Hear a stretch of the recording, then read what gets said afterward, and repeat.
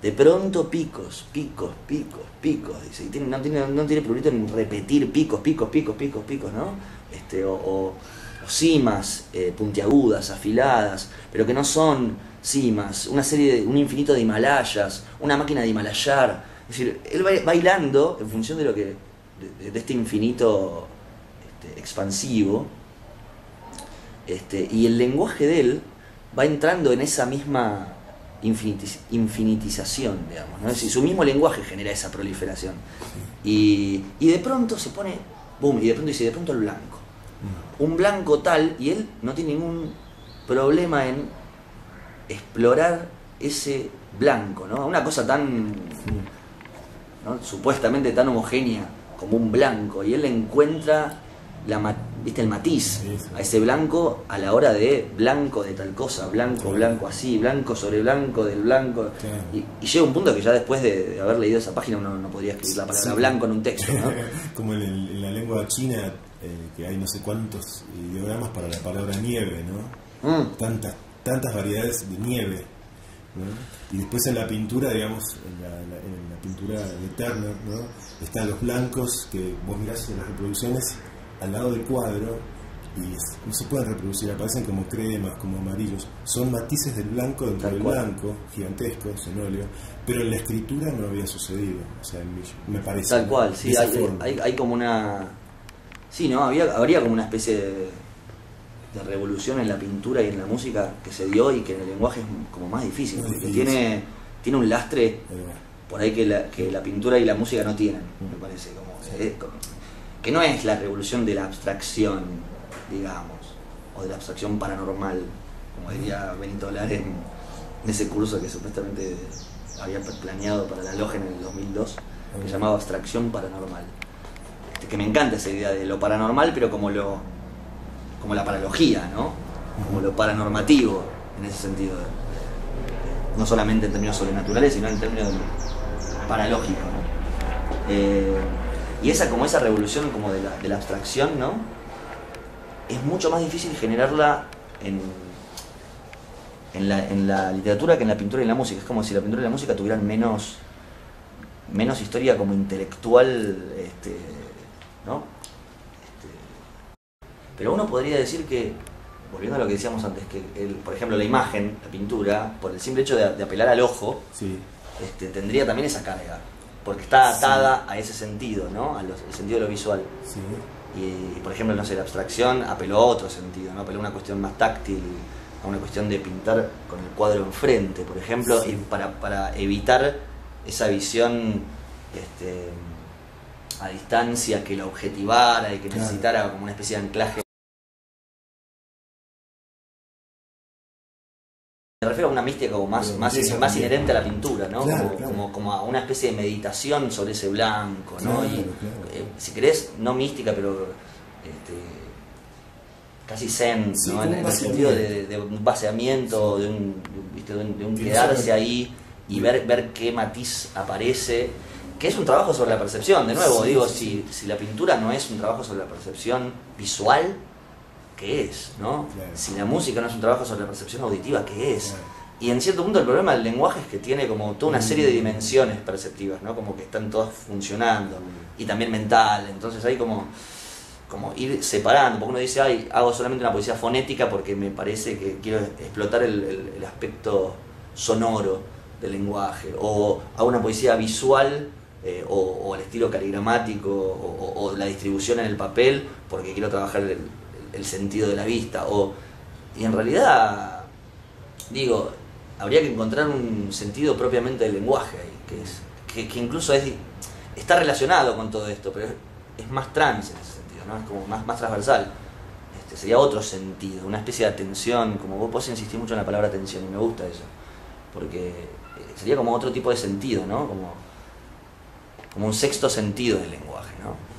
Como otro, que no es que el lenguaje entra por la vista, por el oído, sino que hay otro lugar por el cual entra el lenguaje, y que habría que captar eso, o habría que trabajar eso en términos de escritura. Pero por eso, volviendo a eso, uno diría que que la pintura, al tener la vista anclada ahí, sería más difícil generarlo. Y en realidad, bueno, la famosa historia, o sea, la biografía de la pintura y la biografía de la fotografía unidas a ese momento en el cual aparece la fotografía y la pintura por fin se libera, ¿no? Como que dicen, ya está, me libero de esto, de esta necesidad de representar.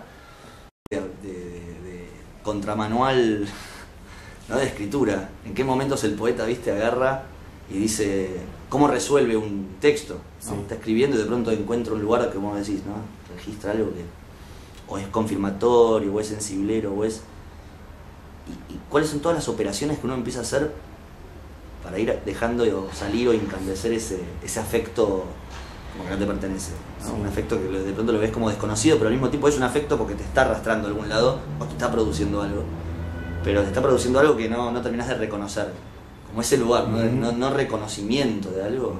Es como que ahí empezaría la experiencia, ¿no? Y no estaría meramente tercerizada la experiencia, ¿no? Como tercerizada en un hábito, ¿no? Es genial eso, porque nunca lo resolvés igual, ¿viste? O sea, a mí me pasa los nuevos textos que estoy escribiendo, que estoy tratando de que sean muy distintos al libro anterior, Aphrodictum, y como que me pasa eso, que a veces empiezo a resolver algo a partir de algo puramente de entonación. Ajá. Había algo que no me cerraba y de pronto lo que me empiezo a dar cuenta es que no me cierra la entonación que tiene el texto, porque el texto había generado un determinado ritmo. Y de pronto como que solamente cambiando esas variables de entonación o rítmicas me aparece la imagen, en todo caso, que tampoco me cerraba, evidentemente, ¿no? A la hora de variar una palabra, un adjetivo o redistribuir las palabras, aparece una entonación, pero todavía las palabras no cierran, pero ahora vos sabés que esa es la entonación. Entonces dentro de esa entonación hay como, ¿no? Una especie de limitación ahí, pero productiva, ¿no? Y aparece de pronto algo que encajaba en ese ritmo y que por eso, estando en el otro ritmo, no lo encontrabas, porque estabas mirando para otro lado, estabas mirando en otra dirección. Y eso está bueno, ¿no? Como que el atractor extraño, ¿viste? Puede ser tanto la palabra o puede ser el ritmo. Y no porque uno escriba solamente en función de una rítmica, porque los poetas ya no tenemos nada que decir, como rezaron alguna vez algunas sentencias cuestionables de la poesía, ¿no? Como que bueno, de pronto la poesía textualista, la poesía del lenguaje, ya le importa un carajo algún tipo de relación con lo real, sí, irruptivo o con la experiencia no reconocible. Es como una caricatura eso, ¿no? Claro, y entonces solamente hacemos juegos como endógenos o onanistas, porque no tenemos nada que decir. Bueno, estupidez, ¿no? Sí, en todo caso, como si el divertimento, el género divertimento o el transgénero divertimento no pudiera ser subversivo también, llegado el caso, ¿no? Por otro lado. Yendo por el lado, en todo caso, de esa diversión o de ese juego, ¿no? O de expresión del juego, o exprimición del jugo, del jugo del juego, ¿no? Sí. Y ese lugar del ritmo como un atractor extraño es muy distinto. Sí. Que ni siquiera como un fin en sí mismo, es decir, y tampoco el mensaje, digamos, entre comillas, lo sería, o la imagen a la que te lleva, sino en función de que siempre todo eso está sirviendo de atractor extraño para alguna partícula irreductible que va a aparecer ahí. Pero por eso me gusta mucho eso, pero uno lo comprueba empíricamente, ¿no? Concretamente a la hora de estar meditando sobre un texto. Sí. O sea, tratando de resolver un texto. No como resolver con un chan-chan, sino con... Claro, porque se tiene una idea a veces de un poco... Cuando se plantea el tema del ritmo como una cosa que se tiene que sostener a la manera del metrónomo. Claro. Y no necesariamente, si uno simplemente observa las nubes o las cortezas de los árboles o la propia piel, los ritmos son absolutamente imprevisibles y no metronomizables, digamos. No, claro. En este caso incorporan a lo metronomizable, pero... ¿no? Sí, sí, me acuerdo, el tema del ritmo es como engañoso en ese sentido, sí, porque hablar del ritmo ya te pone en un lugar de medida o de metrónomo. Y esto creo que incluso